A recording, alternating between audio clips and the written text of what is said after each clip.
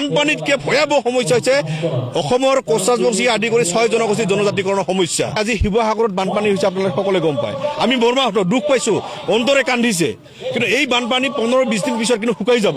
কিন্তু আজি কোচ ৰাজবংশীকে আদি কৰি আমি যি জনজাতিকৰণ বিচাৰিছোঁ, কিহৰ কাৰণে বিচাৰি আছোঁ? জনগোষ্ঠীৰ লগত সমন্বয় ৰক্ষা কৰি একেলগে চলিব বিচাৰিছোঁ। কিন্তু দেখিবলৈ পাইছোঁ কোনোবা এটা প্ৰেক্ষাপটত গ'লে কোচ ৰাজবংশীসকলক মাহিয়া দৃষ্টিৰে চোৱা হয়। বিভিন্ন খিলঞ্জীয়া দল সংগঠনেই হওক, বিভিন্ন ৰাজনৈতিক দলবোৰে আমাক কিন্তু তুচ্ছ তাচ্ছল্য কৰা প্ৰৱণতা আমি দেখিবলৈ পাইছোঁ। সেইকাৰণে আমি এটাই কথা আৰু এটাই আমি সংকল্প লৈছোঁ আজি, কাৰণ 36টা বছৰ হৈ গ'ল, বহুত সংকল্প লোৱা আছিল, নতুনকৈ আমি সংকল্পবদ্ধ হৈছোঁ। গোটেই প্ৰান্তত সিঁচৰিত হৈ থকা কোচ ৰাজবংশীসকল আমি একত্ৰিত হৈ একেলগে মাত মাতি নিজৰ যিখিনি অধিকাৰ, সেই অধিকাৰখিনি কাঢ়ি অনাৰ ক্ষেত্ৰত যি ব্যৱস্থা ল'ব লাগে আমি সকলোৱে ল'ম। প্ৰয়োজন হ'লে গোটেইখিনিয়ে আমি মৰিম, আৰু নহ'লে আমি গোটেইখিনি একেবাৰে ভালভাৱে বাচি থাকিম। কাৰণ স্বাভিমানী জাতি, স্বাভিমান নাথাকিলে আমি বাচি থাকিব নোৱাৰোঁ। আৰু কোচ ৰাজবংশীসকলৰ ইতিহাস বাদ দি অসমৰ ইতিহাস সম্পূৰ্ণ নহয়। তেনে এটা প্ৰেক্ষাপটত আমাক বাৰে বাৰে তুচ্ছ তাচ্ছল্য কৰা প্ৰৱণতাটো একেবাৰে এৰি দিব লাগে। আমি অসমৰ মুখ্যমন্ত্ৰী ডাঙৰীয়াক এটা কথা আহ্বান কৰিব বিচাৰিছোঁ, বিভিন্ন জাতি জনগোষ্ঠীসকলৰ সাংস্কৃতিক দিশটো যেনেকৈ ডেভেলপ কৰিব বিচাৰিছে, বিশ্ব দৰবাৰত প্ৰতিষ্ঠিত কৰিব বিচাৰিছে, কোচ ৰাজবংশীসকলৰ ইতিহাস তাতকৈ বেছি দীঘলীয়া। আজি কোচ ৰাজবংশীসকলৰ ৰাতিপুৱাৰ পৰা ৰাতিলৈকে আমাৰ কালচাৰ, আজি জন্মৰ পৰা মৃত্যুলৈকে কোচ ৰাজবংশীসকলৰ কালচাৰ আমাৰ থাকে। আমাৰ যদি কালচাৰবিলাক চাই বিভিন্ন জাতি জনগোষ্ঠীতকৈ কোচ ৰাজবংশীসকলৰ কালচাৰ বহুত দীঘলীয়া। সেইকাৰণে আমি বিচাৰিছোঁ, আজি বড়ো ভাইসকলৰ বাগৰুম্বা নৃত্য যেনেকৈ প্ৰদৰ্শন কৰিলে আমি খুব ভাল পাইছোঁ, শুভেচ্ছা জনাইছোঁ। আজি চাহ জনগোষ্ঠীৰ ঝুমুৰ নৃত্য যেনেকৈ কৰিছে আমি শুভেচ্ছা জনাইছোঁ, ভাল পাইছোঁ। তেনেকৈ কোচ ৰাজবংশীসকলৰো আজি কুচান নৃত্য তেনেকৈ বিশ্ব দৰবাৰত প্ৰতিষ্ঠিত কৰাৰ কাৰণে কাম কৰিব বুলি আমি আশাবাদী। কিন্তু এটা কথা স্পষ্টকৈ কৈছোঁ, কোচ ৰাজবংশীসকলৰ যি দীৰ্ঘদিনীয়া দাবী, পৃথক কৰ্মতাৰ জনজাতিকৰণ অতি সোনকালে কৰিব লাগে।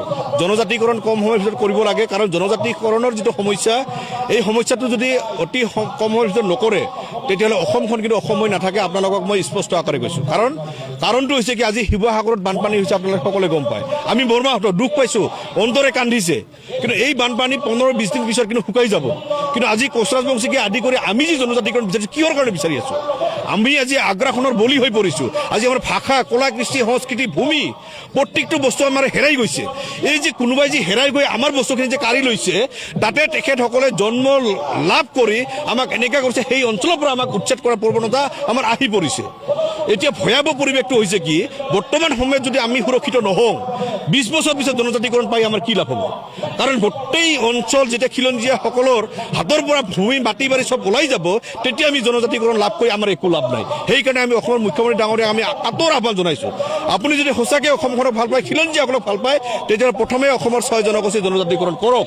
আৰু বিশেষকৈ 6 জনগোষ্ঠীত আটাইতকৈ লাঞ্ছিত বঞ্চিত থকা জনগোষ্ঠীটো হৈছে কোচ ৰাজবংশীসকল। আজি কোচ ৰাজবংশীসকলৰ এই ধুবুৰীৰ পৰা বঙাইগাঁও সেই অঞ্চলবিলাক যদি আপোনালোকে চায়, আপোনালোকৰ চকুৰ পানী ওলাই যাব। আজি আই মাতৃসকলৰ ঘৰৰ পৰা যেতিয়া স্কুলত যায়, কলেজত যায়, সুস্থভাৱে আহিব পাৰেনে নাই, তেওঁৰ মা আৰু দেউতাৰ মনত বুকখন কান্দি থাকে। তেনেকৈ এটা পৰিৱেশত আমি জীৱন নিৰ্বাহ কৰি আছোঁ। কিন্তু আমি দেখিবলৈ পাইছোঁ, কেৱল ইলেকশ্যনৰ আগমুহূৰ্তত প্ৰত্যেকটো ৰাজনৈতিক দলে কিন্তু আমাৰ সমস্যাটো সমাধান কৰাৰ কাৰণত চবেই উঠি পৰি লাগে। যেতিয়া ইলেকশ্যনটো হৈ যায়, তেতিয়াতো কোনেও কৰিব নিবিচাৰে। কাৰণ কি? সকলোৱে দিব বিচাৰে, কিন্তু আমি ল'ব পৰা নাই। কাৰণটো কি আছে? সেইকাৰণে আমি কৈছোঁ, বানপানীতকৈ ভয়াৱহ সমস্যা হৈছে অসমৰ কোচ ৰাজবংশী আদি কৰি 6 জনগোষ্ঠীৰ জনজাতিকৰণৰ সমস্যা।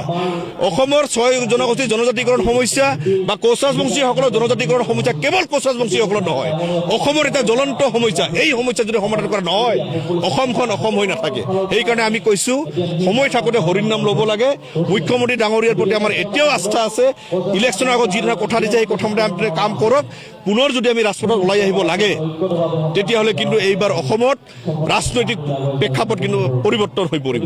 তেতিয়া আৰু আমাক যাতে যিকোনো ক্ষেত্ৰত আমাক যাতে অপৰাধমূলক যিকোনো কথা যাতে নকয়, তাৰ কাৰণে আমি আহ্বান জনাইছোঁ। চাওক, আমাৰ এটা কথা, আমি আজি আক্ৰাছো 36তম প্ৰতিষ্ঠা দিৱস আমি পালন কৰিছোঁ।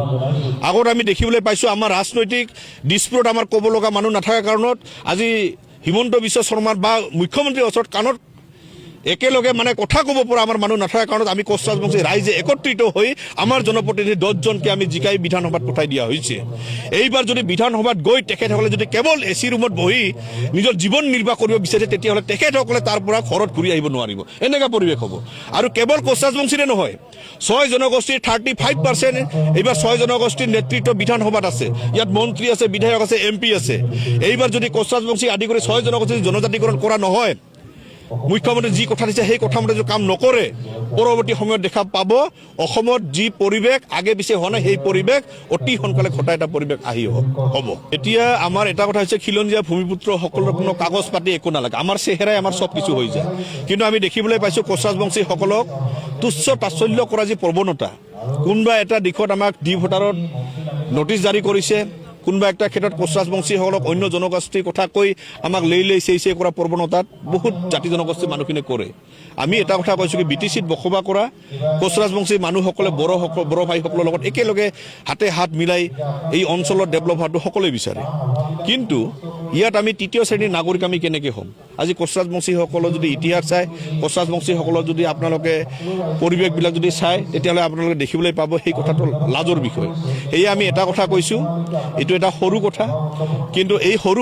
কথাবোৰে যদি আমাক সমস্যাবিলাক সমাধান নকৰে তেতিয়াহ'লে কিন্তু বৃহৎ ৰূপ পাব সেইকাৰণে আমি আহ্বান জনাইছোঁ BTCত থকা কোকৰাঝাৰ আৰু চিৰাঙত প্ৰটেক্টেড ক্লাছত যিহেতু পৰে BTCৰ বাহিৰত যিখিনি কোকৰাঝাৰ চিৰাঙৰ বাদ যিখিনি আছে চিৰাং বাক্সা ওদালগুৰি আৰু তামোলপুৰ এই তিনিটা জিলা অতি কম সময়ৰ ভিতৰত প্ৰটেক্টেড ক্লাছত পেলাব লাগে আৰু কোচ ৰাজবংশীসকলৰ ভূমিৰ পৰা আৰম্ভ কৰি যিখিনি সমস্যা আছে গোটেই সমস্যাখিনি সমাধান হ'ব লাগিব আমি BTC চৰকাৰকো আহ্বান জনাম আপোনালোকৰ জৰিয়তে আহ্বানো জনাইছোঁ প্ৰয়োজন আমি লগো কৰিম মেমৰেণ্ডাম দিম মুখ্যমন্ত্ৰীক আমি এই কথাটো কোৱাতে মুখ্যমন্ত্ৰী এটা কথাই কৈছে তহঁতৰ এই সমস্যাটো মই এক সপ্তাহৰ ভিতৰত কৰি দিম আপোনালোকে কেৱল খালি BTCৰ চিফৰ এখন NOC পঠাব লাগে আমি সেইকাৰণে BTC চিফক আমি লগ কৰি এই সমস্যাটো সমাধান কৰাৰ কাৰণে অতি সোনকালে আমি আগবাঢ়ি আহিম কিন্তু এটা কথা কৈছোঁ কি কোচ ৰাজবংশীসকল আমি বৰ্তমান উদাৰ মনৰ কাৰণে আমি সকলোকে আঁকোৱালি ল'ম কিন্তু নিজৰ কথা পাহৰি যাম এতিয়া সকলো বাদ দি নিজৰ কথা ভালকৈ চিন্তা কৰাৰ কাৰণে আপোনালোকে